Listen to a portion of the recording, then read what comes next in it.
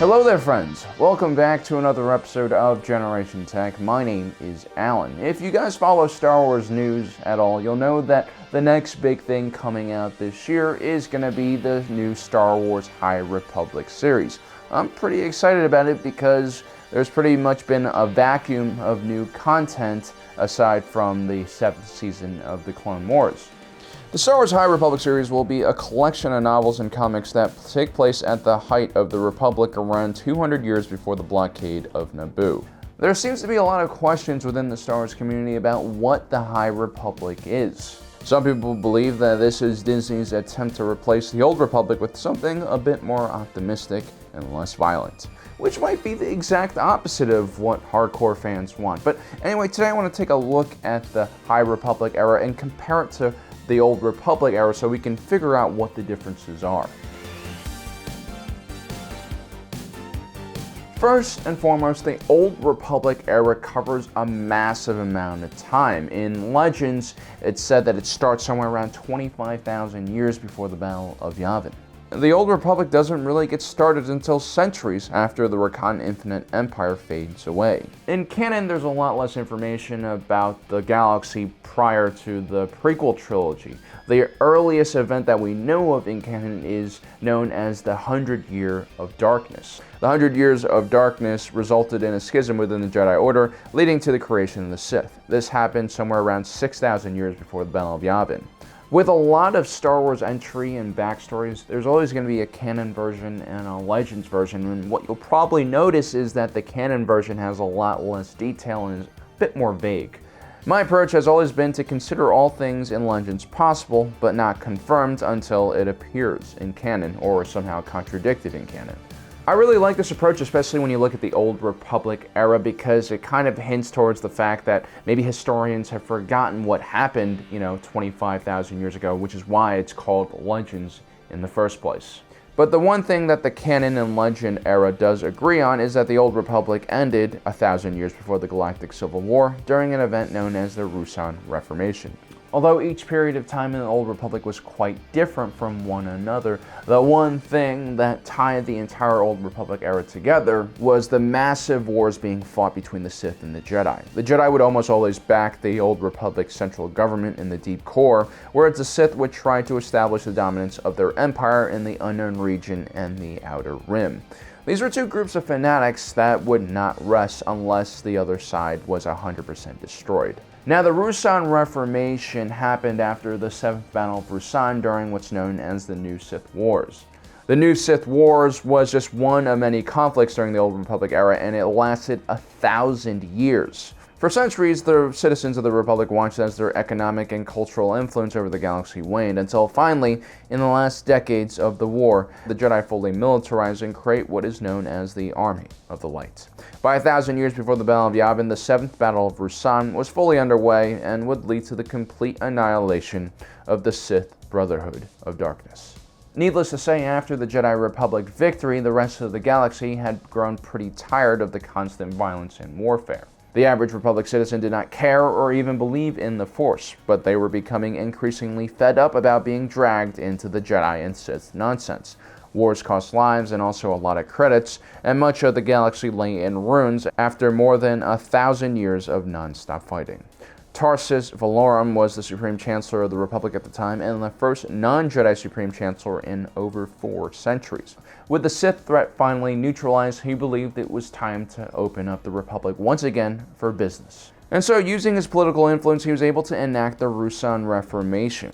This bill not only disbanded the Jedi Order's Army of the Light, it also dissolved the Republic's military. The idea was to bring back non-Jedi governance of the galaxy, but also dismantle all of the powers that the central government had gained during these 1,000 years of conflict. Tarsis Valorum also passed several unification policies that sought to reconnect areas of the galaxy that had been torn away from the Republic during the New Sith Wars. The Ruusan Reformation would mark the end of the Old Republic and the beginning of the Galactic Republic. Now, the High Republic takes place at the height of the post-Ruusan Reformation Galactic Republic, a period of time known as the Golden Age of the Republic and the Golden Age of the Jedi Order. This time period would be punctuated by the 4 Ps: peace, prosperity, political stability, and Panda.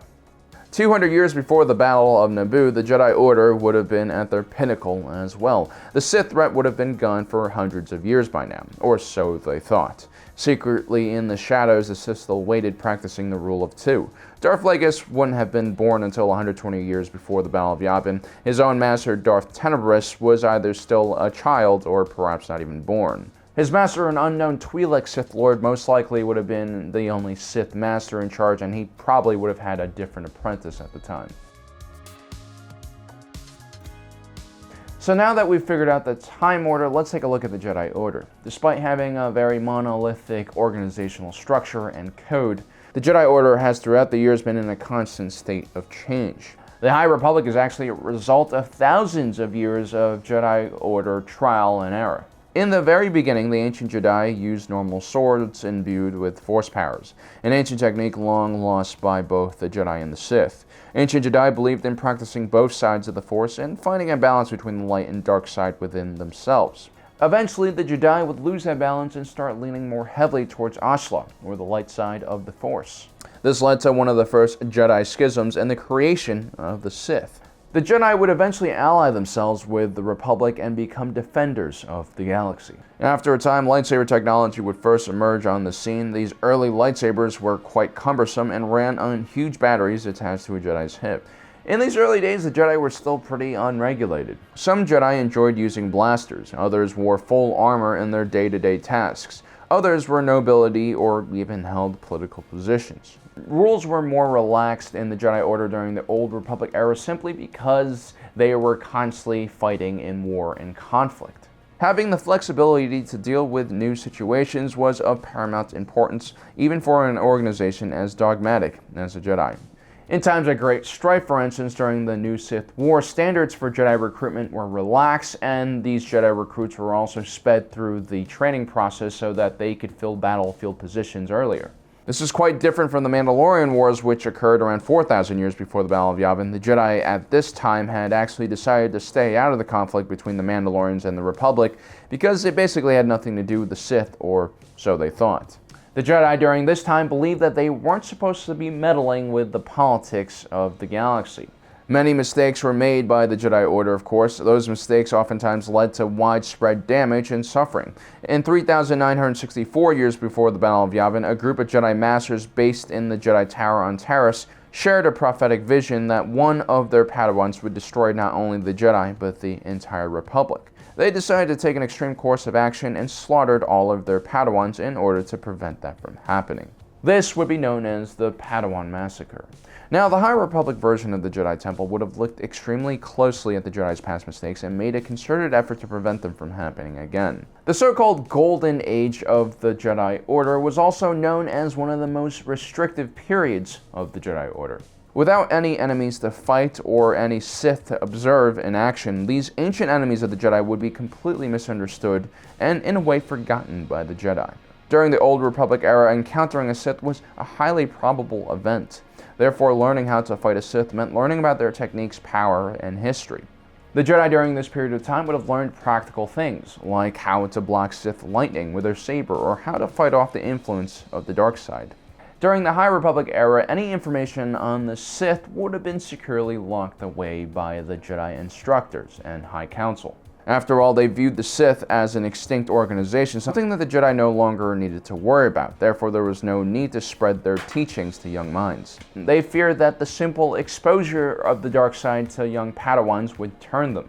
A young Dooku was constantly getting into trouble with Jedi librarians because he was sneaking into the Forbidden Archives and looking at Sith manuscripts. Like any extreme organization, the Jedi flailed during times of peace. They would impose rules in an attempt to preserve their own power and also protect its members. For instance, prophecies were considered blasphemous in order to prevent another Padawan massacre situation. So when several Jedi started having visions about the Clone Wars and the rise of the dark side, they were encouraged to forget about them. Even the clothing of the Jedi Order during the High Republic period reflects what the mindset of the organization was.